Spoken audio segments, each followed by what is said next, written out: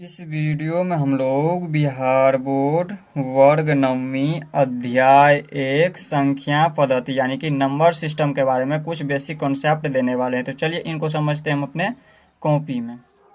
तो यहाँ पर देखिए अध्याय 1 वर्ग है नवमी और हमें समझना है संख्या पद्धति यानी कि नंबर सिस्टम के बारे में। तो देखिए संख्या पद्धति में सबसे पहले आता है संख्या रेखा। ये हमारा संख्या रेखा, इसको अंग्रेजी में कहेंगे नंबर लाइन। तो देखिए संख्या रेखा पर आप लोगों को याद रखना है बीच में होता है शून्य। बीच में क्या होता है संख्या रेखा, इस तरह से जो ये संख्या रेखा है इसके बीच में होता है शून्य। और यहाँ पर देखिए इनके दाईं ओर, शून्य की दाईं ओर हमेशा धनात्मक संख्या होती है और यहाँ पर शून्य की बाईं ओर हमेशा ऋणात्मक संख्या होती है। धनात्मक संख्या मतलब जो प्लस में हो, जो संख्या प्लस में हो वो हमारा धनात्मक संख्या होती है और जो हमारा माइनस में होता है वो हमारा ऋणात्मक संख्या होती है। इसे आप लोगों को याद रखना है। तो यहाँ पर देखिए शून्य की दाईं ओर आगे जितना भी संख्या होगा वो हमारा धनात्मक संख्या होगा और शून्य के बाईं ओर जितना भी संख्या होगा वो हमारा क्या होगा, ऋणात्मक संख्या होगा। तो आप लोग इतना समझ में आ गया होगा संख्या रेखा के बारे में। अब हम समझते हैं प्राकृतिक संख्या क्या होती है। प्राकृतिक संख्या इसको अंग्रेजी में कहेंगे नेचुरल नंबर। तो देखिए गिनती की संख्या को हम प्राकृतिक संख्या कहते हैं। जैसे उदाहरण में हमारा हो गया 1 2 3 4। अब ये समझ नहीं आया होगा अभी, तो समझिए इस तरह से। जैसे हमने यहाँ पर ले लिया, इस तरह से हमने बहुत सारा पेन ले लिया। अब बताइए इसमें टोटल कितना पेन, हम आपसे पूछ रहे हैं इसमें बताइए टोटल कितना पेन। तो आप आसानी से बता सकते हैं कि इसमें टोटल 4 पेन है। कैसे बता दिए, तो यहाँ पर गिनती की आप 1 2 3 4। कहाँ से गिनती स्टार्ट किए, 1 से। तो ठीक इसी प्रकार इसमें कह रहा है गिनती की संख्या को हम प्राकृतिक संख्या कहते हैं। गिनती कहाँ से हम स्टार्ट करते हैं, 1 से।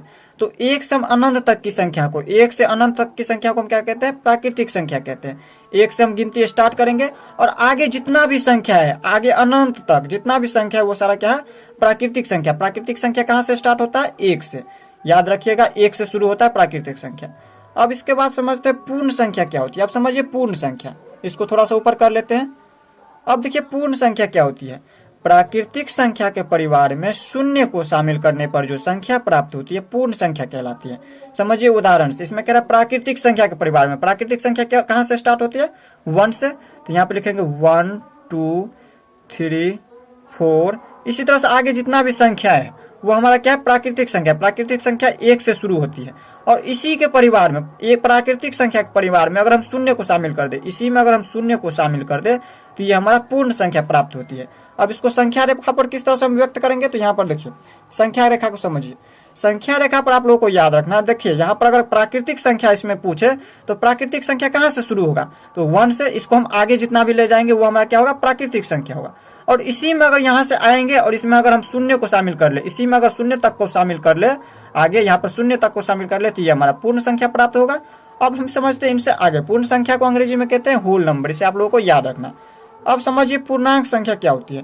देखिए पूर्णांक संख्या सभी धनात्मक, शून्य और ऋणात्मक से मिलकर बनी संख्या पूर्णांक संख्या कहलाती है। समझिए क्या कह रहा है, सभी धनात्मक।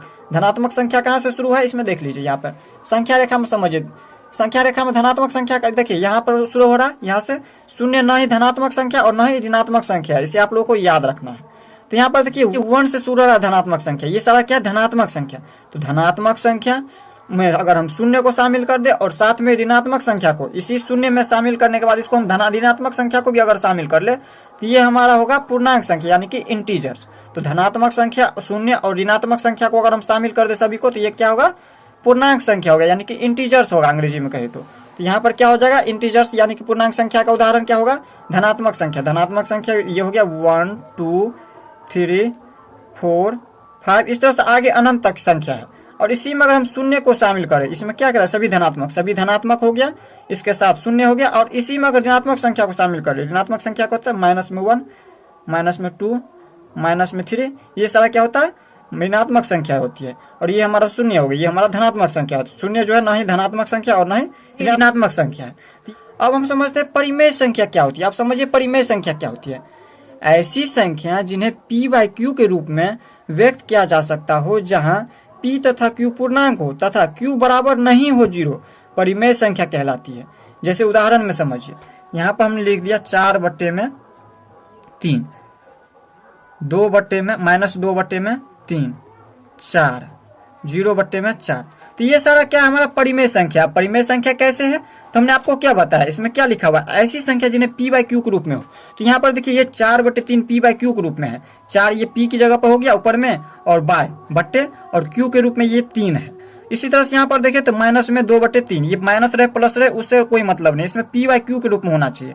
तो जैसे यहाँ पर 2/3 है तो ये भी पी बाई क्यू के रूप में है, जैसे पी की जगह पे 2 है और क्यू की जगह पे 3 है। अब इसमें कहिएगा 4, ये तो पी बाई क्यू के रूप में नहीं है, तो ये तो परिमेय संख्या नहीं होना चाहिए। तो होना चाहिए, क्यों होना चाहिए, क्योंकि यहाँ पे देखिए हमने आपको बताया हुआ है, जब किसी के बट्टे में अगर कुछ भी ना हो तो हम बट्टे में 1 लिख सकते हैं। जैसे 4 के बट्टे में कुछ भी नहीं है तो हम 1 आसानी से लिख सकते हैं। अब देखिए ये पी बाई क्यू के रूप में हो गया, तो ये भी क्या है, परिमेय संख्या है। अब कहिएगा 0/4 परिमेय संख्या है या नहीं, तो ये भी परिमेय संख्या है। अब कैसे है, तो यहाँ पर देखिए ये पी के रूप में है और ये क्यू के रूप में है। लेकिन अगर इसी में हम बोले यहाँ पर 4/0, 4/0 यानी कि 0 क्या परिमेय संख्या है या नहीं, बताइए। तो आप आसानी से बोल सकते हैं ये परिमेय संख्या नहीं है। क्यों नहीं है परिमेय संख्या, तो हमने आपको क्या बताया है, यहाँ पर देखिए पी बाई क्यू के रूप में तो होना चाहिए परिमेय संख्या को, साथ में क्या करा, जहां पी तथा क्यू को क्या हो, पूर्णांक हो, तो ये पूर्णांक अभी हमने बताया पूर्णांक संख्या क्या होती है, तो ये पूर्णांक के रूप में सभी तो है। साथ में इसमें क्या होना चाहिए, क्यू बराबर 0 नहीं होना चाहिए। ये जो क्यू है ये पी की जगह पर है 4 और क्यू की जगह पर ये जो 0 है, क्यू नहीं होना चाहिए 0, क्यू की जगह पर कभी भी 0 नहीं होना चाहिए, तब जाकर के ये हमारा परिमेय संख्या होगा।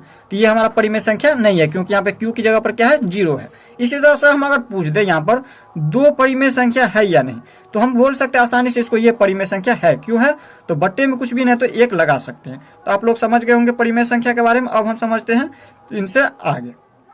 अब देखिए आप लोगों को याद रखना है, किन्हीं 2 परिमेय संख्याओं के बीच अपरिमित रूप से अनेक परिमेय संख्या होती है। किन्हीं 2 परिमेय संख्याओं के बीच अपरिमित रूप से कितने परिमेय संख्या होती है, अनेकों परिमेय संख्या होती है।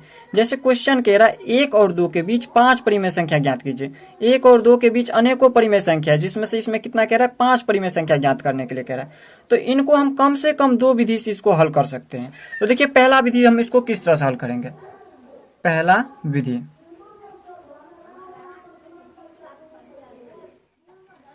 देखिए हम इसको किस तरह से हल करेंगे।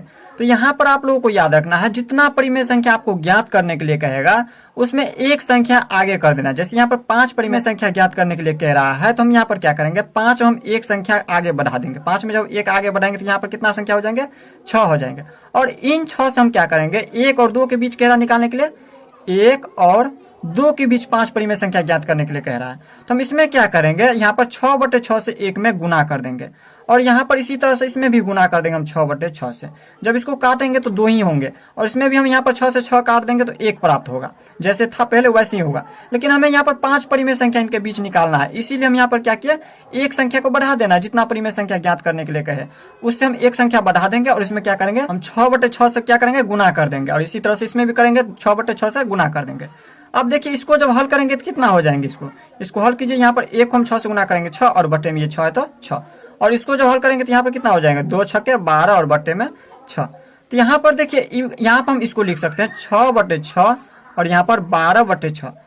इन दोनों के बीच 5 परिमेय संख्या ज्ञात कीजिए। तो देखिए इन दोनों के बीच 5 परिमेय संख्या हम निकालते हैं। देखिए 6 के बाद हम लिख सकते हैं 7/6। इसी तरह से यहाँ पर लिख सकते हैं हम 8/6।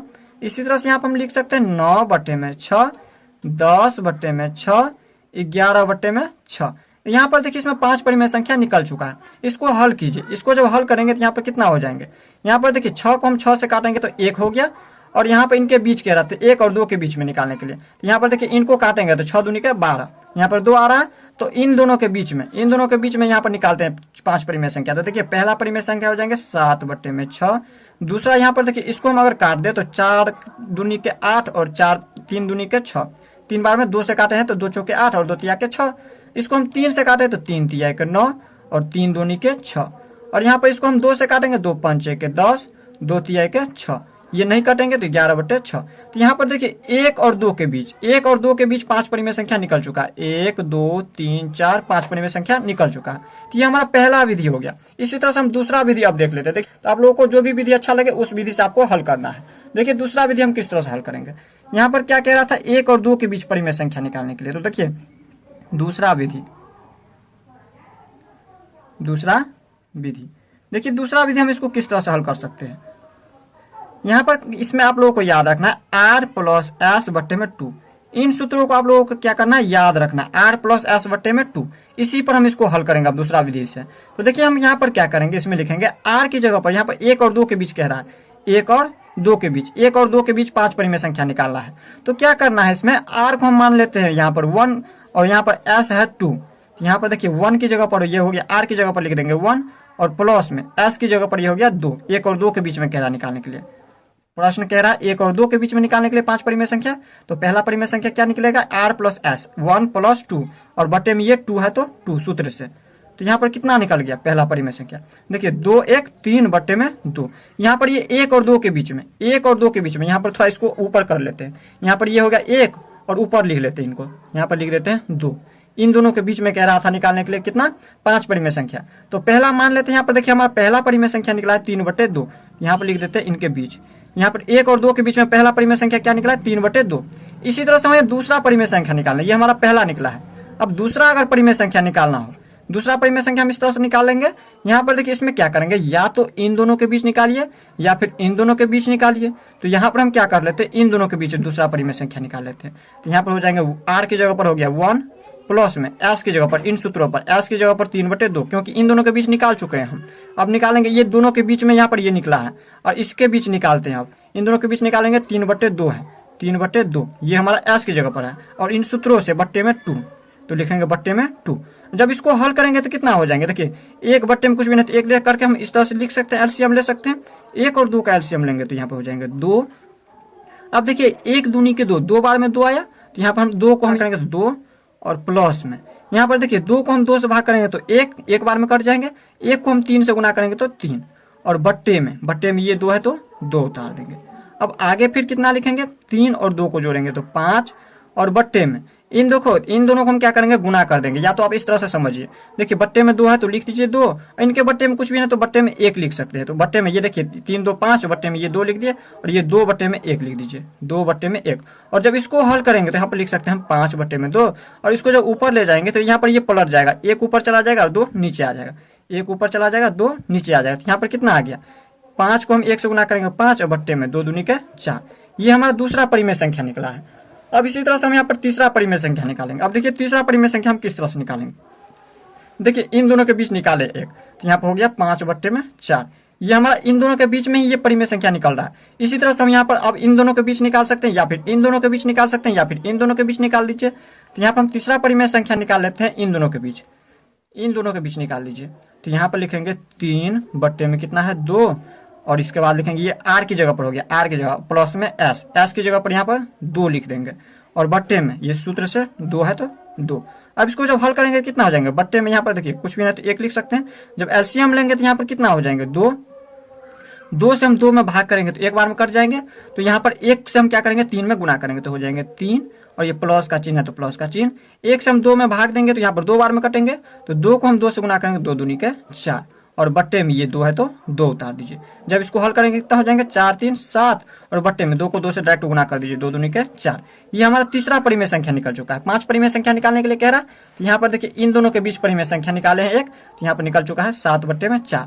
अब इसी तरह से चाहे तो आप इन दोनों के बीच परिमेय संख्या निकाल लीजिए या फिर इन दोनों के बीच परिमेय संख्या निकाल लीजिए या फिर इन दोनों के बीच परिमेय संख्या निकालिए या फिर इन दोनों के बीच परिमेय संख्या निकालिए, किसी के बीच परिमेय संख्या निकाल सकते हैं क्योंकि ये 1 और 2 के बीच में ये तीनों परिमेय संख्या निकला हुआ है। अब हम निकाल लेते हैं इसी तरह से यहाँ पर चौथा परिमेय संख्या, यहाँ पर लिखेंगे चौथा परिमेय संख्या। अब देखिए चौथा परिमेय संख्या जो हम इन दोनों के बीच निकाल लेते हैं 1 बट्टे 1 और यहाँ पर 5 बट्टे 4 के बीच में चौथा परिमेय संख्या जो है निकाल लेते हैं 1, ये हमारा r की जगह पर हो गया और प्लस में s की जगह पर हम लिख देंगे 5 बट्टे 4, 5 बट्टे में 4 और बट्टे में ये सूत्र से 2 है तो 2 लिख दीजिए। अब इसको हम ऊपर कर लेते हैं थोड़ा सा, जब इसको हल करेंगे तो कितना हो जाएगा, बट्टे में कुछ भी नहीं तो 1 दे सकते हैं और एलसीएम लेंगे तो 4 आ जाएंगे, इसका एलसीएम 4 आ गया। अब देखिए 1 की यहाँ पहाड़ा में 4 कितनी बार में, 4 बार में, 1 से 4 में भाग करेंगे तो 4 बार में कटेंगे और 4 को 1 से गुना करेंगे तो 4 और प्लस में 4 से हम 4 में भाग करेंगे तो 1 बार में कट जाएंगे। तो यहाँ पर 1 को हम 5 से गुना करेंगे तो 5 और बट्टे में ये 2 है तो 2 उतार दीजिए। बराबर इसको हल करेंगे तो 5 4 9 और बट्टे में 4 दूनी के 8 लिख दीजिए। ये हमारा चौथा परिमेय संख्या निकल गया। अब निकाल लेते हैं हम पांचवी परिमेय संख्या। चौथा परिमेय संख्या देखिए यहाँ पर इसी तरह से यहाँ पर निकल गया कितना, 9 बटे में 8 निकल गया। ये हमारा कितना निकल चुका है, इसमें 1 2 3 4 परिमेय संख्या निकल चुका है और एक परिमेय संख्या और निकाल लीजिए। अब हम किसी के बीच निकाल लेते हैं, जैसे यहाँ पर 7 बटे 4 और 2 के बीच निकाल लेते हैं। 7/4 या फिर निकाल लीजिए इस तरह से, इन दोनों के बीच निकाल लीजिए, इस तरह से निकाल सकते हैं या फिर इस तरह से भी निकाल सकते हैं। तो यहाँ पर 3/2 और 7/4 के बीच निकाल लीजिए। हम पांचवा निकाल लेते हैं, 3/2 प्लस में 7/4 और यहाँ पर ये आर की जगह पर हो गया, ये एस की जगह पर, और बटने में ये सूत्र से यहाँ पर देखिए आर प्लस एस बटे 2 होता है। तो आर की जगह पर हमने ले लिया 3/2 और एस की जगह पर 7/4 और बट्टे में ये 2 है तो लिख दीजिए बट्टे में 2, इसमें भी बट्टे में 2। और इसको जब हल करेंगे तो कितना हो जाएंगे, दूसरा विधि थोड़ा लंबा है तो आप लोगों को पहला विधि से ही हल करना है हमेशा। तो यहाँ पर देखिए इसको जब हल करेंगे तो कितना हो जाएंगे, 2 और 4 का एलसीएम लेंगे तो 4। तो यहाँ पर 2 की पावर में 4 कितनी बार में, 2 बार में, 2 से हम 4 में भाग करेंगे तो 2 बार में काटेंगे। तो 2 को हम 3 से गुणा करेंगे 2 3 1 6 प्लस में 4 को हम 4 से भाग करेंगे, 4 से हम 4 में भाग करेंगे तो एक बार में कट जाएंगे। तो 1 को हम 7 से गुणा करेंगे तो 7 हो जाएंगे और बट्टे में ये 2 है तो 2 उतार दीजिए। तो यहाँ पर कितना हो जाएंगे, 7 6 13 और बट्टे में 4 दूनी के 8 हो गया। तो यहाँ पर ये हमारा हो गया पांचवा परिमेय संख्या। पांचवा परिमेय संख्या निकल गया 13/8। तो इस तरह से हमने यहाँ पर 5 परिमेय संख्या निकाल लिया। देखिए 1 2 3 4 5 परिमेय संख्या 1 2 के बीच में। तो इस तरह से आप लोग यहाँ पर दूसरा विधि भी सीखे गए होंगे। अब हम देख लेते हैं इनसे आगे। अब देखिए अपरिमेय संख्या क्या होती है, ऐसी संख्या जिसे p/q के रूप में व्यक्त नहीं किया जा सकता हो अपरिमेय संख्या कहलाती है। जैसे यहाँ पर देखिए √2, √3, इस तरह से ले ले तो √5, √7, √11, पाई, ये सारा क्या है, अपरिमेय संख्या का उदाहरण है। इसे हम p/q के रूप में व्यक्त नहीं कर सकते हैं क्योंकि यहाँ पर देखिए ये हमेशा आप लोगों को याद रखना है। इसमें जैसे यहाँ पर अगर दिया है √4 तो ये हमारा परिमेय संख्या होगा, न कि अपरिमेय संख्या। क्यों होगा ये परिमेय संख्या, क्योंकि हमें पता है √2 का जब इसका वर्गमूल जब तोड़ते हैं तो यहाँ पर होता है 2। इसी तरह से यहाँ पर रूट में अगर 9 दिया हुआ है तो इसका यहाँ पर होता है 3। इसे आप लोगों को याद रखना है। तो जिसका वर्ग न निकले, जैसे यहाँ पर देखिए √2 का, √3 का, √5 का, ये सारा हमेशा याद रखना है आपको। ये अभाज्य संख्या होना चाहिए, जितना भी रूट में लगा है वो क्या होना चाहिए, अभाज्य संख्या। अभाज्य संख्या क्या होता है, ऐसी संख्या जिसे जो एक और स्वयं के अलावा किसी दूसरी संख्या से न कटे अभाज्य संख्या कहलाती है। जैसे देखिए 2 एक और स्वयं के अलावा दूसरी संख्या से न कटेगा, 3 एक और स्वयं के अलावा किसी संख्या से नहीं कटेगा, 5 एक और स्वयं के अलावा किसी संख्या से नहीं कट रहा। तो ये अभाज्य संख्या में होना चाहिए, वही होगा अपरिमेय संख्या। अब कहिएगा पाई तो इसका मान तो 22/7 होता है, पाई का मान तो 22/7 होता है। तो ये तो हमारा परिमेय संख्या होना चाहिए, p/q के रूप में आ रहा है। तो ये p/q के रूप में नहीं, यहाँ पर देखिए ये जो पाई है ये इसका लगभग मान है 22/7। इसे आप लोगों को याद रखना। और ये यहाँ पर देखिए ये सारा हमारा परिमेय संख्या होगा। जैसे यहाँ पर ये जो √4 है तो ये परिमेय संख्या होगा। क्यों होगा परिमेय संख्या, तो जैसे यहाँ पर देखिए 2 है तो 2 के बट्टे में कुछ भी नहीं तो 1 दे सकते हैं, 3 के बट्टे में कुछ भी नहीं तो 1 दे सकते हैं। तो ये हमारा p/q के रूप में आ रहा है। तो याद रखना है वो अभाज्य संख्या होना चाहिए और रूट में लगा हो तो वो हमारा अपरिमेय संख्या होता है। जैसे पाई का मान भी यहाँ पर देखिए लगभग में ये 22/7 है, यहाँ पे ये भी क्या होगा, अपरिमेय संख्या होगा। तो आप लोग अपरिमेय संख्या के बारे में समझ गए होंगे। अब हम समझते हैं वास्तविक संख्या क्या होती है। सभी परिमेय, उसको ऊपर कर ले थोड़ा सा, सभी परिमेय एवं अपरिमेय संख्या के समूह वास्तविक संख्या कहलाती है। सभी परिमेय तो आप लोगों को पता है जो p/q के रूप में हो, लेकिन यहाँ पर q जो है 0 कभी भी नहीं होना चाहिए। और अपरिमेय संख्या अभी हमने आपको बताया √3, √5, √7, ये सारा क्या अपरिमेय संख्या, इन सभी का समूह जो है यहाँ पर क्या होता है, वास्तविक संख्या होता है। जैसे यहाँ पर देखिए इसमें यहाँ पर हमने ये ले लिया एक संख्या रेखा, ये क्या है, संख्या रेखा। और इन संख्या रेखा में देखें तो यहाँ पर देखिए 1 2 3 ये सारा क्या है, इसको हम देखें तो यहाँ पर इस तरह से देखें तो ये प्राकृतिक संख्या हो गया। इसी में अगर शून्य को शामिल कर दे तो पूर्ण संख्या हो गया। इसी में अगर माइनस वाले को शामिल कर दे तो ये हमारा पूर्णांक हो गया। और इसी में अगर यहाँ पर कहे पूर्णांक के बाद क्या होता है, परिमेय संख्या। तो परिमेय संख्या क्या होता है, अगर ये p/q के रूप में, जैसे हम इसको लिख दे 1/1, बट्टे में कुछ भी नहीं तो 1 लिख सकते हैं, इसमें बट्टे में कुछ नहीं तो वो 1 हो गया, तो ये परिमेय संख्या हो गया। और अगर अपरिमेय संख्या को इस संख्या रेखा पर अगर हम प्रदर्शित करना चाहे तो किस तरह से करेंगे। तो यहाँ पर देखिए जैसे √2 है तो √2 को हम कैसे प्रदर्शित करेंगे, तो इसके लिए आप लोगों को याद रखना है। यहाँ पर इसको ऊपर कर लेते हैं। इसमें हमें क्या करना होगा, इसके लिए पाइथागोरस प्रमेय से हल करना होगा। पाइथागोरस प्रमेय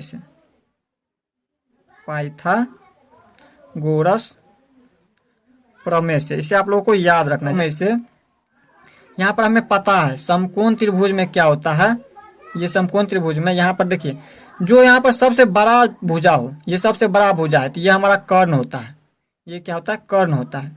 और जो यहाँ पर देखिए यहाँ पर जो है जिस पर टिका हो, जैसे यहाँ पर देखिए हम पेन को रख दिए, नीचे रख दिए, तो ये जिस पर रखते हैं हम वो हमारा इसका आधार होता है। तो यहाँ पर देखिए ये हो गया इसकी आधार, जिस पर ये अटका हुआ है त्रिभुज। तो यहाँ पर देखिए जो समकोण त्रिभुज जिस पर अटका है वो हमारा आधार हो गया, ये हो गया इसका आधार। और जो बच गया वो होता है हमारा लंब, ये होता है लंब। तो इसे आप लोगों को याद रखना है। तो देखिए पाइथागोरस प्रमेय से सूत्र होता है कर्ण स्क्वायर बराबर होता है लंब स्क्वायर प्लस आधार स्क्वायर, आधार का स्क्वायर। तो इसको हम यहाँ पर इस तरह से भी लिख सकते हैं, कर्ण बराबर लिख सकते हैं रूट अंडर लंब का स्क्वायर प्लस आधार का स्क्वायर।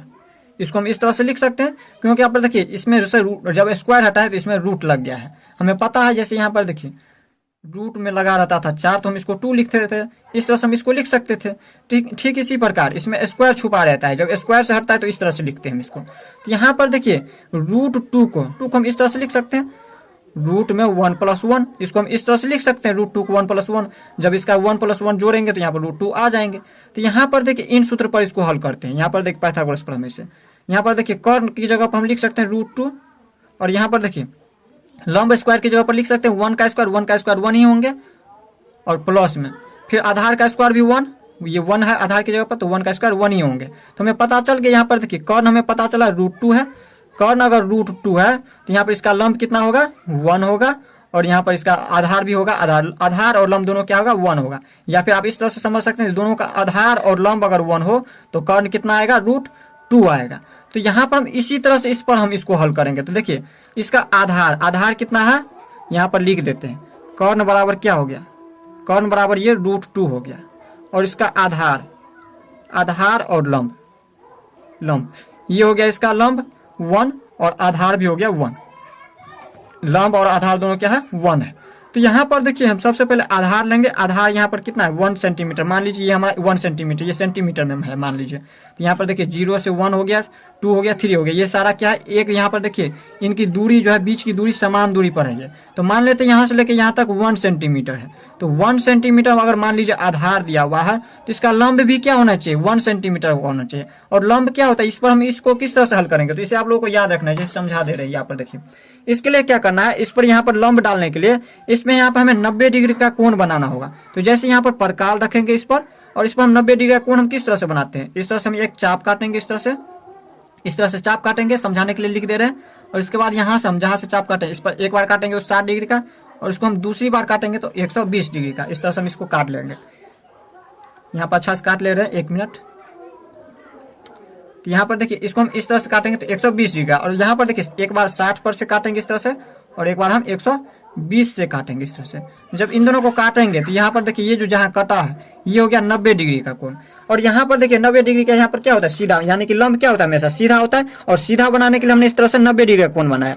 इस तरह से ये हमारा बन गया 90 डिग्री का, ये हमें पता चल गया। और इस पर क्या करना है आपको 1 सेंटीमीटर का एक यहाँ पर क्या करना है चाप काट लेना है, 1 सेंटीमीटर नाप करके वहां पर क्या करना है मिला देना है। जैसे यहाँ पर देखिए मान लेते ये 1 सेंटीमीटर है तो उतना ही क्या करना है ऊपर भी काट लेना है।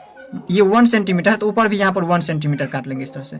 और यहाँ से यहाँ जो काटे हैं तो इसको हम क्या करेंगे इस तरह से मिला देंगे, इसको इस तरह से मिला देंगे। तो इसको हम मिला देंगे इस तरह से, इसको हम अच्छा से मिला देंगे। जहाँ से हमने काटा है यहाँ पर 1 सेंटीमीटर है तो इसको और यहाँ पर इधर मिला दें, इन दोनों को अच्छा से आपको क्या करना है मिला देना है। तो हमने इस तरह से मिला दिया इनको।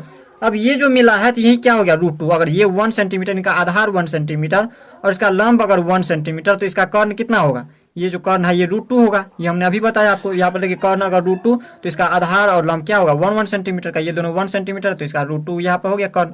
तो इस तरह से इतना था समझ गए। तो यहाँ पर देखिए ये तो हमारा इस पर आ रहा है, हमें क्या करना है इस पर निकालना है। ये जो संख्या रेखा है इस पर रूट 2 को लिखना है। तो रूट 2 कहाँ पे आएंगे इस संख्या रेखा पर, तो इसको क्या करना है इसके लिए यहाँ पर 0 से यहाँ पर इसका मान लीजिए कुछ नाम दे दीजिए। मान लेते हैं यहाँ पे है ये M, इसको मान लेते हैं N और ये मान लेते हैं O। तो MO, ये जो MO रेखा है यहाँ से लेके यहाँ तक इस तरह से इसको नाप करके और यहाँ संख्या रेखा पर काट लेना है। इसको यहाँ से यहाँ तक के नाप लेंगे इस तरह से अच्छा से, और इसको हम क्या करेंगे इस तरह से यहाँ पर काट लेंगे। अब ये जो चाप काटे हैं तो यही हो गया यहाँ पर रूट 2, यहाँ से लेके यहाँ तक क्या हो गया रूट 2 हो गया, रूट 2। तो इस तरह से आप लोग सीख लिए कि रूट 2 को जो है हम संख्या रेखा पर किस तरह से प्रदर्शित करते हैं। अब हम देख लेते हैं वास्तविक संख्या और उनके दशमलव प्रसार को। तो यहाँ पर देखिए वास्तविक संख्याएं और उनके दशमलव प्रसार। वास्तविक संख्याएं क्या होती है इनके बारे में हमने आपको पिछले वीडियो में बताया हुआ है। तो समझिए वास्तविक संख्या क्या होती है। सभी परिमेय एवं अपरिमेय संख्या के समूह वास्तविक संख्या कहलाती है। जैसे सभी परिमेय, अब परिमेय संख्या क्या होती है, तो जो p/q के रूप में हो और जहाँ p तथा q पूर्णांक हो और q बराबर 0 ना हो वो हमारा परिमेय संख्या होता है। इसके बारे में हमने आपको पिछले वीडियो में पूरा बेसिक से बता दिया है। तो यहाँ पर देखिए जो p बाई क्यू के रूप में हो, जैसे यहाँ पे है 1/2, तो ये होता है परिमेय। परिमेय संख्या और अपरिमेय संख्या के समूह ही क्या कहलाते हैं? वास्तविक संख्या। तो अपरिमेय संख्या क्या होता है? जैसे ये हमारा हो गया √2, ये हमारा अपरिमेय संख्या, जो p बाई क्यू के रूप में न हो वो हमारा अपरिमेय संख्या होती है। तो यहाँ पर ये हमारा हो गया वास्तविक संख्या में, ये हमारा क्या हो गया? पूरा वास्तविक संख्या हो गया। परिमेय और अपरिमेय संख्या से मिलकर बना है, ये हमारा वास्तविक संख्या हो गया। तो क्या वास्तविक संख्याओं के दशमलव प्रसार, देखिए वास्तविक संख्याओं के दशमलव प्रसार 3 तरह से होते हैं। दशमलव प्रसार पहला कौन सा होता है? तो पहला होता है शांत दशमलव। शांत दशमलव। इसी तरह से यहाँ पे दूसरा होते हैं अनवसानी आवर्ती। सभी को समझाएंगे, पहले इसमें लिख देते हैं अनवसानी आवर्ती। और तीसरा होते हैं अनवसानी अनावर्ती।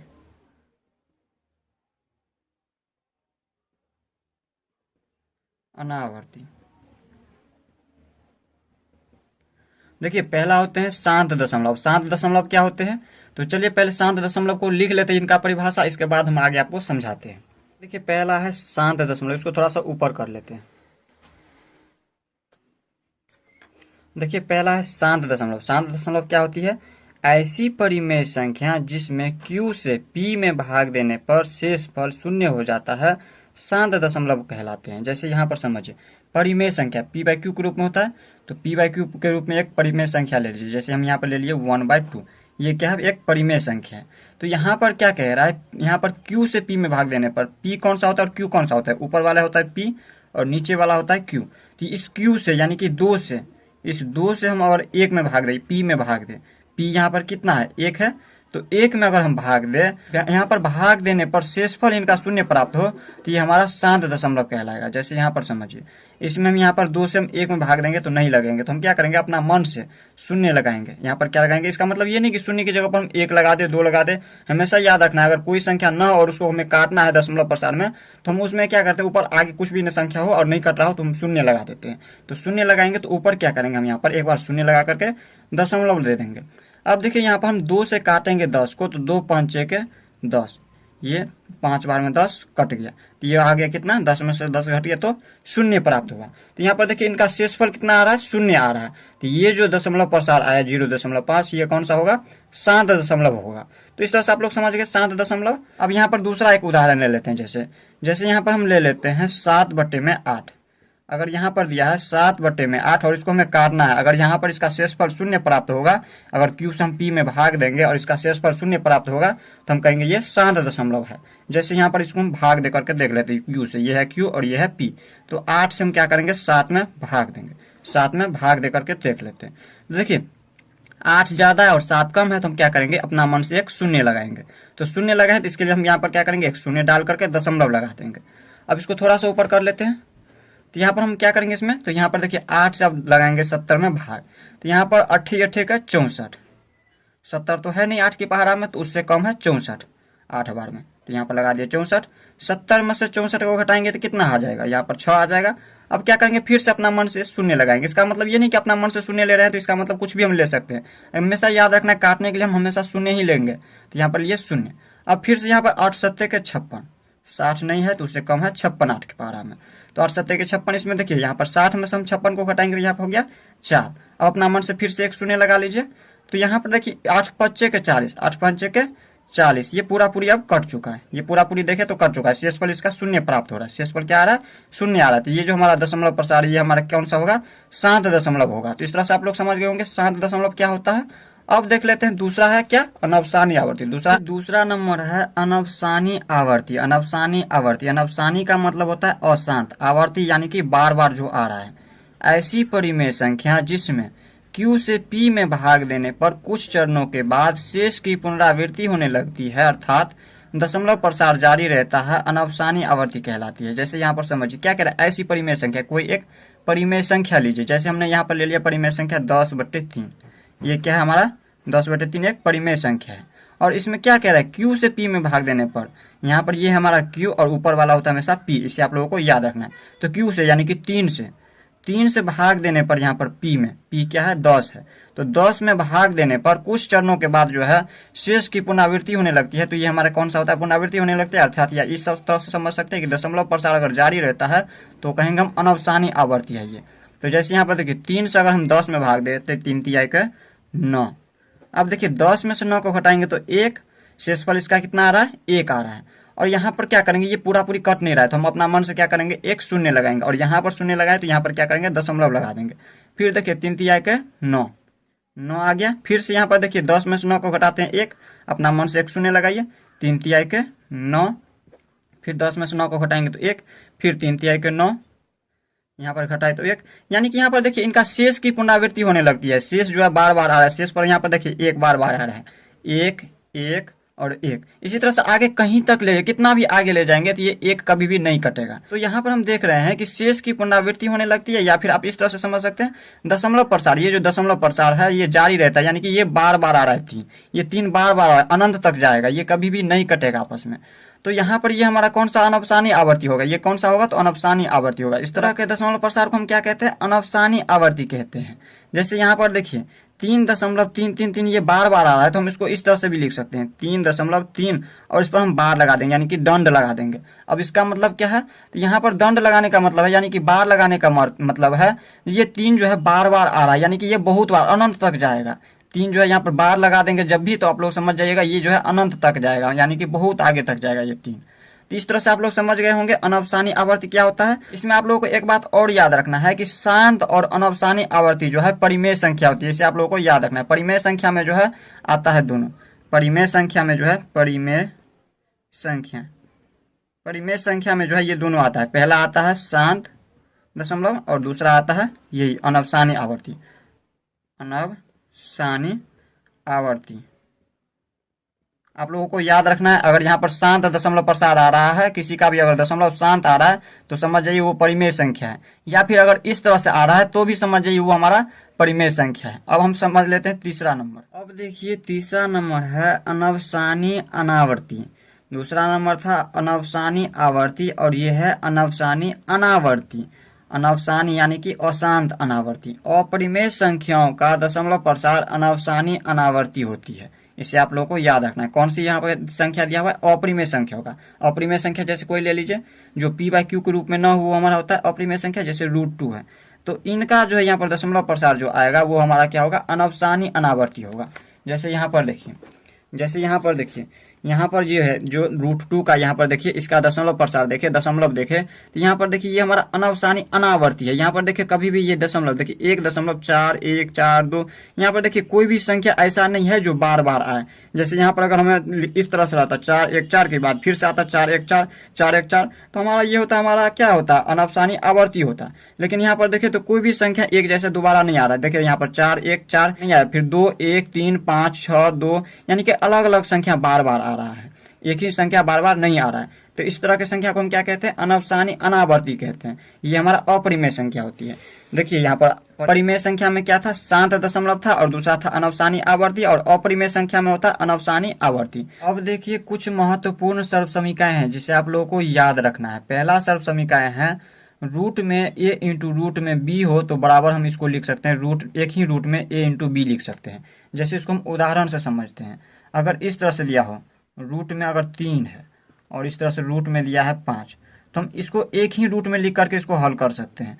अगर यहाँ पर इस तरह से यहाँ पर समझना है आप लोगों को, a और b अलग अलग संख्या है। यहाँ पर देखिए ये हमारा a अलग है और b अलग, तो यहाँ पर a अलग संख्या लिए b अलग ले लिए है। तो यहाँ पर इस तरह से दिया हो तो हम इसको एक ही रूट में लिख सकते हैं a b को। ठीक इसी प्रकार इसमें भी यहाँ पर a की जगह पर 3 है और b की जगह पर 5 है, तो इनको एक ही में यहाँ पर लिख देंगे, एक ही रूट में। 3 जो है ये गुना है, 3 गुने हम 5 इस तरह से लिख सकते हैं। जब इसको हल करेंगे तो 3 पंचे के 15, इस तरह से इसका आंसर आएगा। तो इसे आप लोगों को याद रखना है। इसी तरह से यहाँ पर अगर इस तरह से दिया हो सर्वसमीकाएं, अगर रूट में दिया हो a और बट्टे में दिया हो रूट में b, यहाँ पर ये रूट a बट्टे रूट b अगर इस तरह से दिया हो तो एक ही रूट में हम लिख सकते हैं a बट्टे b को। जैसे यहाँ पर दिया हो रूट में दिया है 15 और बट्टे में रूट में दिया है 5, इस तरह से दिया है तो हम एक ही रूट में इन दोनों को लिख सकते हैं 15 बट्टे में 5, एक ही रूट में इन दोनों को लिख सकते हैं। इसे आप लोगों को याद रखना है। अगर इसको हम काट दें, 5 से काटेंगे 5 तिहाई के 15, तो रूट में कितना आ जाएंगे 3, ये हो जाएंगे इनका आंसर। तो इस तरह से आप लोग दूसरा सर्व समीकरण भी समझ गए होंगे। अब हम देख लेते हैं इसी तरह से तीसरा। देखिए तीसरा सर्व समीकरण है root a plus root b into root a minus root b बराबर होता है ए माइनस बी। इसे आप लोगों को याद रखना है। अगर ये याद नहीं रहता है आप लोगों को तो पिछला सूत्र आप लोगों को याद होगा। अगर यहाँ पर इस तरह से दिया हो, ये देखिए ए की जगह पर है और ये प्लस बी की जगह पर, ये ए की जगह पर और ये माइनस बी की जगह पर, तो इनका सूत्र होता है ए plus B into A minus B का सूत्र क्या होता है, ये तो आप लोगों को याद होगा, ए स्क्वायर माइनस बी स्क्वायर, ये स्क्वायर माइनस बी स्क्वायर का सूत्र होता है। अगर ये सूत्र याद ना हो तो आप इस पर भी निकाल सकते हैं, और अगर ये याद नहीं हो तो इस पर निकाल सकते हैं। दोनों में से किसी एक को याद कर लीजिए। जैसे यहाँ पर देखिए हम इसको कुछ समझते हैं, उदाहरण से समझते हैं। जैसे रूट में ए है, रूट में ए कुछ मान लेते हैं, यहाँ पर मान लेते हैं रूट में ए की जगह पर मान लेते हैं 3 है, प्लस में रूट में बी की जगह पर मान लेते हैं कि यहाँ पर 2 है, और इनटू में फिर से यहाँ पर सेम मानेंगे, ए की जगह पर रूट 3 मानेंगे, और इसमें सिर्फ चिन्ह बदला हुआ है, माइनस में रूट बी की जगह पर यहाँ पर लिख देंगे रूट में 2। इसको हल करना है तो इसको हम या तो इस पर हल कर सकते हैं, ए माइनस बी, ए की जगह पर क्या हो जाएंगे, ए की जगह पर देखिए रूट से बाहर है, ये यहाँ पर रूट में था, यहाँ पर रूट में नहीं है, और ये माइनस है, और बी की जगह पर रूट में बी है तो बी रूट में नहीं लिखा हुआ है। ठीक इसी प्रकार इसको हम घटाएंगे इस तरह से। अगर ये याद ना हो तब हम इस पर हल करेंगे। जैसे यहाँ पर देखिए पहले हम इस पर हल करके देख लेते हैं, ए माइनस बी, तो ए की जगह पर क्या लिखेंगे, हम लिखेंगे यहाँ पर 3, यहाँ पर देखिए ए की जगह पर 3 लिखेंगे, ये नहीं कि रूट में 3 लिखेंगे ए की जगह पर, यहाँ पर ये ए बाहर में है, रूट में नहीं है, तो हम रूट में नहीं लिखेंगे, बाहर लिखेंगे। माइनस बी की जगह पर है, यहाँ पर 2 है, ये है क्या 2 है, तो यहाँ पर देखिए लिखेंगे 2, ये रूट में नहीं लिखेंगे, यहाँ पर बी बाहर है रूट से। तब इसको जब हल करेंगे कितना हो जाएंगे, 3 में से 2 को घटाएंगे तो 1। या फिर इसको हम दूसरा तरीका इस तरह से हल कर सकते हैं, ए plus B into A minus B बराबर ए स्क्वायर माइनस बी स्क्वायर पर। तो देखिए ए की जगह पर इसमें क्या है, अगर इस पर हम हल करें तो यहाँ पर देखिए ए स्क्वायर माइनस बी स्क्वायर पर हल करेंगे, तो ए स्क्वायर माइनस बी स्क्वायर पर हल कीजिए। ए स्क्वायर की जगह पर कितना हो जाएंगे, इसमें रूट 3 का स्क्वायर हो जाएंगे, रूट 3 का स्क्वायर। अगर इन सूत्रों पर हल करते तब तो ए स्क्वायर की जगह पर रूट 3 का स्क्वायर और माइनस बी स्क्वायर की जगह पर क्या हो जाएंगे, रूट 2 का स्क्वायर हो जाएंगे, रूट 2 है बी की जगह पर, रूट 2 का स्क्वायर। और जब इसको हल करेंगे तो कितना हो जाएंगे, रूट 3 का स्क्वायर कितना हो जाएंगे, 3 हो जाएंगे, माइनस रूट 2 का स्क्वायर 2 हो जाएंगे, और इसको हल करेंगे तो कितना हो जाएंगे 1। अब कहिएगा यहाँ पर रूट 3 का स्क्वायर 3 कैसे होता है, तो इसे आप लोग को याद रखना है। जैसे यहाँ पर रूट 3 है तो रूट 3 को हम इस तरह से लिख सकते हैं, स्क्वायर है इसका तो रूट 3 गुने रूट 3, और ये हमें पता है, ए बी हमें पता है, जब रूट में अलग अलग रूट में हो तो हम इसको एक ही रूट में लिख करके गुना कर सकते हैं। 3 इंटू 3 बराबर, इसको गुना करेंगे तो 3 तिया के 9 हो गया। तो यहाँ पर देखिए यहाँ पर ये रूट में होगा ना, तो इसका जब यहाँ पर वर्गमूल तोड़ते हैं तो कितना आता है, 3 आता है। ठीक इसी प्रकार इसमें लिख दिए यहाँ पर 3, इसको डायरेक्ट कर दिए हैं रूट का स्क्वायर। यहाँ पर देखिए रूट 3 का स्क्वायर 3 लिखे हैं, रूट 2 का स्क्वायर 2, रूट 9 का स्क्वायर यहाँ पर देखिए वर्गमूल तोड़ते हैं तो 3 आता है, तो ये 3 लिख दिए। तो यहाँ पर अगर आप लोगों को ये याद ना हो, अगर ये सूत्र याद ना हो तो पिछला सूत्र आप लोगों को याद होगा, ए plus B into A minus B बराबर होता है ए स्क्वायर माइनस बी स्क्वायर। और अगर ये भी नहीं याद हो तो डायरेक्ट इसको याद कर लीजिए, ए माइनस बी। अगर इस तरह से सर्व समीकरण दिया हो तो इसको क्या करना है, इस तरह से हल कर देना है। तो आप लोग तीसरा समझ गए होंगे। अब हम देख लेते हैं चौथा सर्व समीकरण। देखिए चौथा सर्व समीकरण है यहाँ पर ए plus root b into A minus root B, ये भी उसी प्रकार से आ रहा है। यहाँ पर देखिए ए की जगह पर ए प्लस में बी की जगह पर रूट बी है, ए plus B into A minus B, ए की जगह पर ए माइनस बी की जगह पर रूट बी है, इसमें ए माइनस बी बराबर ए स्क्वायर माइनस बी स्क्वायर। ये सूत्र आप लोगों को, सॉरी माइनस में है बी स्क्वायर, ये सूत्र आप लोगों को पता है, ए plus B into A minus B बराबर होता है ए स्क्वायर माइनस बी स्क्वायर। अगर ये भी नहीं याद है तब आप लोग इसको याद कर लीजिए, ए plus root b into A minus root b बराबर होता है ए स्क्वायर माइनस बी। यहाँ पर अगर इस तरह से लिया हो सर्व समीकरण तो इसको क्या करना है, इस तरह से हल कर देना इस पर। तो जैसे यहाँ पर देखिए ए की जगह पर मान लेते हैं कुछ दिया हुआ है, ए की जगह पर मान लेते हैं कि 3 दिया है, 3 पहले हम इस पर हल कर लेते हैं इस सर्व समीकरण पर, इसके बाद हम इस पर देख लेंगे। तो यहाँ पर देखिए ए की जगह पर 3 है, प्लस में रूट में है तो रूट में लगाइए, और बी की जगह पर कुछ दे दीजिए। जैसे यहाँ पर रूट की जगह पर हम यहाँ पर बी की जगह पर 5 दे दिए, और इंटू में है तो इंटू में लगा दिए। ए की जगह पर 3 लिए हैं तो 3 लीजिए, माइनस बी की जगह पर क्या लिया, रूट में 5 तो 5 लीजिए, और इसको हम हल करेंगे। तो इसको हल कीजिए, उदाहरण लिए, ये हमारा एक उदाहरण है। और इस सर्व समीकरण को देखिए किस तरह से हल करते हैं, पहले हम इस पर हल करते हैं, इसके बाद इस पर हल करेंगे। यहाँ पर देखिए ए स्क्वायर माइनस बी, ए की जगह इसमें कितना लिए हैं, 3 लिए हैं, तो यहाँ पर लिखेंगे 3 का स्क्वायर, 3 का स्क्वायर, और यहाँ पर माइनस का चिन्ह है तो माइनस का चिन्ह लगाइए। जब इस तरह से दिया हो, जब इस तरह से देखिए ये इस तरह से दिया है तो इसको हम इस तरह से हल करेंगे, इस पर हल करेंगे। तो देखिए यहाँ पर लिख देंगे ए की जगह पर 3 का स्क्वायर, और यहाँ पर माइनस का चिन्ह तो माइनस का चिन्ह, और बी की जगह पर यहाँ देखिए बी जो है रूट से बाहर, इसमें देखिए रूट में है बी लेकिन इसमें रूट से बाहर है बी, तो यहाँ पर हम इसमें रूट में नहीं देंगे, डायरेक्ट रूट से बाहर करके लिखेंगे बी को, 5 लिख देंगे डायरेक्ट, रूट में नहीं लिखेंगे 5 को, क्योंकि यहाँ पर रूट से बाहर है बी, तो ऐसे लिख देंगे। अब इसको जब हल करेंगे तो कितना हो जाएंगे, 3 का स्क्वायर 9, इसको ऊपर कर लेते हैं, पीछे या का चिन्ह लगाइए, बराबर 2 बार नहीं लिखते हैं। तो यहाँ पर क्या करेंगे, जब यहाँ पर अगर इसी तरह से और आगे बराबर लिखना चाहे तो हम क्या करेंगे, पीछे या का चिन्ह लगा देंगे। एक बार पीछे या का चिन्ह लगाइए और इसके बाद जितना बराबर आगे लिखना चाहे उतना लिख सकते हैं। तो यहाँ पर देखिए 3 का स्क्वायर 9 माइनस 5 है तो 5 बराबर लिख सकते हैं। 9 में से 5 को घटाएंगे तो 4। तो देखिए पहला तरीका से हमने इस पर जब यहाँ पर इन सर्व समीकरण से जब हल किया तो 4 आया, और दूसरा सर्व समीकरण हमें पता है a minus B into A plus B या फिर a plus B into A minus B बराबर होता है a square minus B square. इस पर अगर हल करना चाहे तो इस पर भी कर सकते हैं। देखिए ए स्क्वायर की जगह पर यहाँ पर क्या है, a की जगह पर ये है और b की जगह पर ये, a की जगह पर ये, b की जगह पर।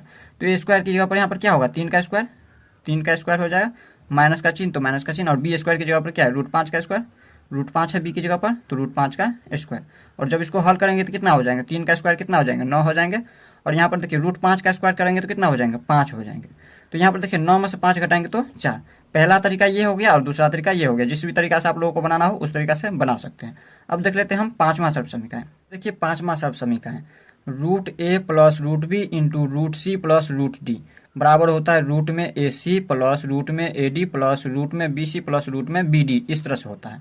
अगर ये सर्व समीकरण अगर इस तरह से याद नहीं कर पाते हैं तो दूसरा तरीका भी है। पहले तो हम इन सर्व समीकरण पर तोड़ करके देख लेते हैं। अगर इस तरह से दिया हो तो इसको हम इस तरह से तोड़ेंगे, या फिर अगर ये नहीं याद होता है तो दूसरा तरीका भी है इसका। तो जैसे यहाँ पर देखिए इसको हम हल करते हैं। इसमें हम कोई उदाहरण ले लेते हैं। √a की जगह पर कुछ ले लीजिए। यहाँ पर √a की जगह पर ले लेते हैं 2, रूट में 2 प्लस में √b की जगह पर यहाँ पर हम ले लेते हैं कुछ 3 ले लीजिए। 3 ले लिए, क्वेश्चन में बंद है, क्वेश्चन में बंद कीजिए। √c यहाँ पर देखिए अलग अलग लेटर है, यहाँ पर A B C D ये अलग अलग है। तो यहाँ पर हम इसमें भी क्या करेंगे, A की जगह पर 2 लिए, B की जगह पर 3 लिए, और इसमें C की जगह पर हम कुछ ले लेते हैं, जैसे 5 ले लिए, और D की जगह पर कुछ ले लीजिए, 7 ले लीजिए। अलग अलग ले लिए हम। तो इसमें हम क्या करेंगे, जब इस तरह से दिया हो तो इस पर तोड़ लेंगे, या फिर दूसरा तरीका भी है। जैसे यहाँ पर देखिए पहले हम इस पर तोड़ के देख लेते हैं। इसको अगर हम इस पर तोड़ना चाहें तो किस तरह से तोड़ेंगे। यहाँ पर देखिए इसमें यहाँ पर रूट में AC होता है तो रूट लगाइए, और A की जगह पर ये है, ये B की जगह पर, ये C की जगह पर, ये D की जगह पर। AC होता है रूट में तो A की जगह पर 2 है तो लीजिए 2 इन 2 में, यानी कि गुना में। C की जगह पर 5 है। इसके बाद देखिए प्लस का चिन्ह, इसमें प्लस का चिन्ह तो प्लस का चिन्ह लगाइए रूट में फिर से यहाँ पर देखिए AD है। A की जगह पर इसमें क्या है, 2 है, 2 इन 2 में। D की जगह पर क्या है, D की जगह पर इसमें 7 है तो 7 लिख दीजिए। प्लस का चिन्ह है तो प्लस का चिन्ह लगाइए। अब देखिए रूट में BC है तो रूट में B की जगह पर 3 है तो 3, और C की जगह पर क्या है, 5 है, 5 लिख लीजिए। प्लस में रूट में BD, रूट लगाइए, और B की जगह पर हम क्या लिख देंगे, B की जगह पर यहाँ पर 3 है तो 3 लिखिए, और D की जगह पर क्या है, 7 है। अब इसको जब हल कीजिएगा तो कितना आ जाएंगे, यहाँ पर देखिए रूट में है, रूट में लगा दीजिए, और यहाँ पर गुना करेंगे इसको। जब एक ही रूट में हो संख्या, अलग अलग संख्या, तो इसको गुना कर देते हैं। 5 दूनी के 10, 10 प्लस का चिन्ह है, प्लस का चिन्ह लगा दिए। रूट में कितना हो जाएंगे, 7 दूनी के 14, 7 दूनी के 14, प्लस में रूट में कितना हो जाएंगे, 3 पंचे के 15, 3 पंचे के रूट में 15 हो जाएंगे, और प्लस में यहाँ पर कितना हो जाएंगे, इसके बाद प्लस में 7 या के 21, रूट में 21 हो जाएंगे। तो इस तरह से इसको हल कर दिए। या दूसरा तरीका अगर इससे आप लोग नहीं याद कर पाते हैं तो दूसरा तरीका ये भी है। देखिए कितना आसान है। देखिए इसको हम दूसरा तरीका किस तरह से हल करेंगे, तो यहाँ पर क्या करेंगे, √2 से, ये जो √2 है, यानी कि यहाँ पर इसको समझिए, √a से पहले हम इतना पूरा को गुना कर देंगे, इसके बाद √b से हम इस पूरे को गुना कर देंगे। फिर क्या करेंगे, जैसे पहले गुना करके देखिए √a की जगह पर √2 है तो √2 से हम क्या करेंगे, पूरे को गुना कर देंगे, √5 प्लस में √7 इसको गुना कर देंगे। और इसके बाद क्या करेंगे, √b से गुना करेंगे इन सभी को। ठीक इसी प्रकार √b की जगह पर क्या है, √3 तो √3 से गुना कर दीजिए। ये प्लस में है, प्लस में √b लिखिए, और इसके बाद इसको गुना कीजिए √c प्लस √d को, √c प्लस √d को। तो यहाँ पर b की जगह पर इसमें कितना है, b की जगह पर 3 है तो 3 से गुना करेंगे। 3 से गुना करना है कितना, किसको, √5, c की जगह पर √5 है तो √5, अब प्लस में d की जगह पर √7 है तो √7 को गुना कर दीजिए। इस तरह से करेंगे। अब आगे हम क्या करेंगे इसमें, तो यहाँ पर देखिए रूट में यहाँ पर देखिए 2 है और यहाँ पर √5 है। अब ये एक पदी है, ये द्विपदी, ये हमने आपको क्लास 8 में पढ़ाया हुआ है। तो इसको अब हम किस तरह से गुना करेंगे, तो देखिए √2 से गुना करना है √5 को, फिर √2 से हमें करना है √7 को गुना। तो √2 से गुना करना है √5 को, और दोनों प्लस में है तो प्लस का चिन्ह लगाइए। अब क्या करना है, √2 से √7 को गुना करना है, √7 को, और इसके बाद देखिए प्लस का चिन्ह, तो प्लस का चिन्ह लगाए, दोनों प्लस में इसलिए हम प्लस का चिन्ह लगाए। ये है √3 और ये है √5, तो √3 को गुना कर देंगे पहले √5 से। ये अगर नहीं याद होता है तब इस तरह से करेंगे। और इसके बाद देखिए प्लस प्लस प्लस का चिन्ह, और √3 से गुना करेंगे √7 को, √3 से गुना कर देंगे √7 को। अब इसको हल कीजिए, हल कीजिएगा तो उतना ही आएंगे। देखिए जब अलग अलग रूट में होता है, ये ए की जगह पर ये बी की जगह पर, हम क्या करते हैं एक ही रूट में लिख करके गुना कर देते हैं। तो एक ही रूट लिखिए और इसमें दोनों संख्याओं को गुना कर दीजिए। 5 दूनी के 10 हो गया, प्लस का चिन्ह रूट में लगाइए, दोनों अलग अलग संख्या, इसको गुना कर लीजिए। 7 दूनी के 14 प्लस में 3 पंचे के 15, अलग अलग संख्या है और एक ही रूट में इनको लिख दिया, प्लस एक ही रूट में 7 या के 21। तो यहाँ पर देखिए जिस तरह से यहाँ पर आंसर आया उसी तरह से इसमें भी आंसर आ गया। तो आप लोग समझ गए होंगे ये भी। अब हम देख लेते हैं छठी नंबर। देखिए छठी सर्व समीकरण है √a प्लस √b का होल स्क्वायर बराबर a plus 2 √ab plus b। अगर ये सर्व समीकरण अगर याद कर लेते तो ठीक है, इतना बराबर इतना होता है, अगर याद है तो ठीक है। अगर नहीं याद कर पाते हैं तो आप लोगों को पिछला सर्व समीकरण एक याद होगा, यानी कि सूत्र याद होगा। a की प्लस b का होल स्क्वायर बराबर होता है a square plus 2ab plus b square. तो इस पर भी हल कर सकते हैं अगर ये याद है तो। देखिए ये a की जगह पर √a है और b की जगह पर रूट में b है और इन दोनों का होल स्क्वायर, तो इसमें भी होल स्क्वायर इस तरह से है। तो यहाँ पर अगर इस पर हल करना चाहे तो ये याद होता है तो इस पर या हल कीजिए, अगर नहीं याद रहता है ये सूत्र तो आप इस पर भी हल कर सकते हैं। तो पहले हम इस पर देख लेते हैं, इसके बाद इस पर देख लेंगे। तो यहाँ पर देखिए इसमें कुछ उदाहरण ले लीजिए। जैसे यहाँ पर रूट में a की जगह पर लेते हैं 3 प्लस रूट में b की जगह पर कुछ ले लीजिए, तो हम 5 ले लेते हैं b की जगह पर, और इन दोनों का होल स्क्वायर।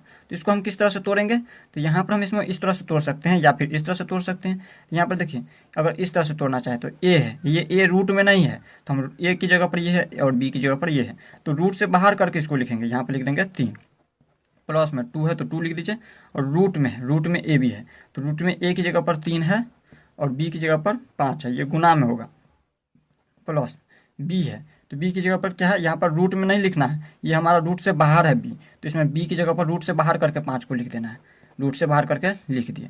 अब देखिए यहाँ पर ये प्लस में और ये भी प्लस में, ये दोनों प्लस में, तो 5 और 3 8 और प्लस का चिन्ह, और ये दोनों एक साथ लिख दीजिए इनको। यहाँ पर 2 और यहाँ पर इन दोनों को गुना कर दीजिए, एक ही रूट में है, अलग अलग संख्या तो इसको गुना कर देंगे। 3 पंचे के 15, ये 15, यही हो गया इसका आंसर। तो यहाँ पर इस तरह से हल किए, और दूसरा तरीका इस तरह से भी हल कर सकते हैं, इस पर a square plus 2ab plus b square पर, इस पर अगर हल करना चाहे तो भी उतना ही आंसर होगा।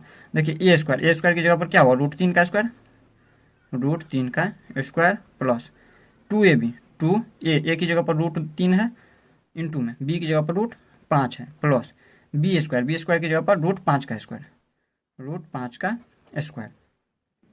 जब इसको हल करेंगे तो देखिए उतना ही आएगा। यहाँ पर देखिए √3 का स्क्वायर 3 प्लस में 2 इंटू, और देखिए ये अलग अलग रूट में है तो एक ही रूट में लिख करके इनको गुना कर सकते हैं। 3 पंचे के 15 और प्लस में √5 का स्क्वायर 5। अब देखिए ये दोनों प्लस में, 5 प्लस में और ये 3 प्लस में, पीछे कुछ भी नहीं, इसका मतलब प्लस में, तो इन दोनों को जोड़ देंगे तो 5 3 8 प्लस में 2 इंटू, यहाँ पर देखिए रूट में 15। इस तरह से आ गया इसका भी आंसर। इस तरह से यहाँ पर जिस तरह से चाहे उस तरह से हल कर सकते हैं। तो इस तरह से हमने 6 सर्व समीकरण देख लिया। अब हम देख लेते हैं इनसे आगे। अब देखिए लास्ट है वास्तविक संख्याओं के घातांक नियम। अब हम समझते हैं वास्तविक संख्याओं के घातांक नियम के बारे में। देखिए वास्तविक संख्याओं के घातांक नियम अगर इस तरह से दिया हो, a की घात p इंटू क्यू, a की घात q, अगर इस तरह से दिया हो, देखिए नीचे वाले को हम कहते हैं आधार, ये जो a है ये आधार हो गया दोनों में, ये दोनों a है तो ये दोनों आधार हो गया, और ऊपर वाले को, ये जो उसके ऊपर होता है उसको हम घातांक या घात बोलते हैं। इसी को हम क्या बोलते हैं, घात या फिर घातांक बोलते हैं। जब इस तरह से दिया हो तो हम इसको इस तरह से लिखते हैं, a की घात p प्लस क्यू, आधार को एक बार लिख देते हैं और इन घात को क्या करते हैं, जोड़ देते हैं। जैसे इसको उदाहरण से समझते हैं।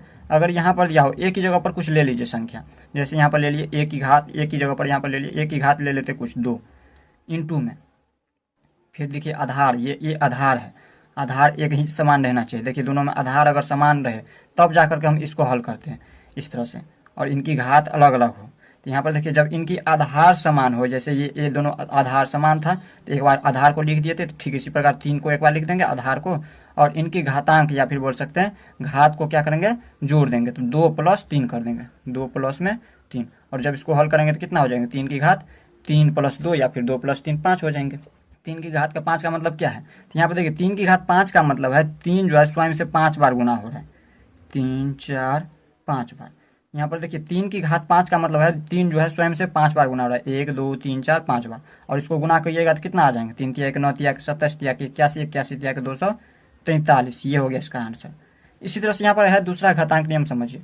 अगर इस तरह से लिया हो a की घात p और इसके घात q, देखिए यहाँ पर a की घात में है और इसके भी घात में है ये, तब हम क्या करते हैं, इसके आधार, ये नीचे वाला आधार होता है तो आधार पे एक बार लिख देते हैं और इन दोनों घात को हम क्या करते हैं, गुना कर देते हैं आपस में। जैसे इसको उदाहरण से समझिए, अगर यहाँ पर इस तरह से दिया हो, आधार की जगह पर 3 ले लेते हैं और p की जगह पर मान लेते हैं कुछ ले लेते हैं 2 ले लेते हैं और इन सभी का घात में मान लेते हैं 3 है।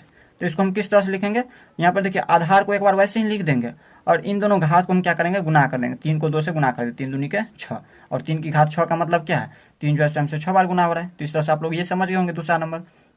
अब देख लेते हैं तीसरा नंबर। अब तीसरा समझिए, तीसरा घातांक नियम समझिए। अगर इस तरह से लिया हो a की घात p बट्टे में a की घात q, तो हम क्या करते हैं, आधार को, ये दोनों नीचे वाला क्या होता है, हमेशा आधार होता है, तो आधार को एक बार लिख देते हैं और इनके ऊपर वाले घात में से नीचे वाले घात को क्या करते हैं, घटा देते हैं। p में से हम q को घटा देंगे। जैसे इसको उदाहरण से समझिए, यहाँ पर ले लेते हैं आधार 3 ले लेते हैं और इसके घात में कुछ ले लीजिए, जैसे हम ले लिए 5 और बट्टे में एक की जगह पर यहाँ पर देखिए आधार 3 लिए, तो यहाँ पर भी दोनों आधार क्या है, दोनों समान है। तो आधार जब समान रहे और इसकी घात अलग अलग हो और वो बट्टे में हो, तो हम क्या करते हैं, ऊपर वाले घात में से नीचे वाले को घटा देते हैं। आधार को एक बार लिख देते हैं इस तरह से और ऊपर वाले घात में से नीचे वाले घात को घटा देते हैं। 5 में से हम 3 को घटाएंगे तो 2, एक बार इस तरह से लिख दीजिए या फिर डायरेक्ट घटा देते हैं हम। 5 में से 3 को घटाएंगे तो 3 की घात 3 हो जाएंगे और 3 की घात 3 का मतलब होगा 3 जो है स्वयं से 3 बार गुना हो रहा है।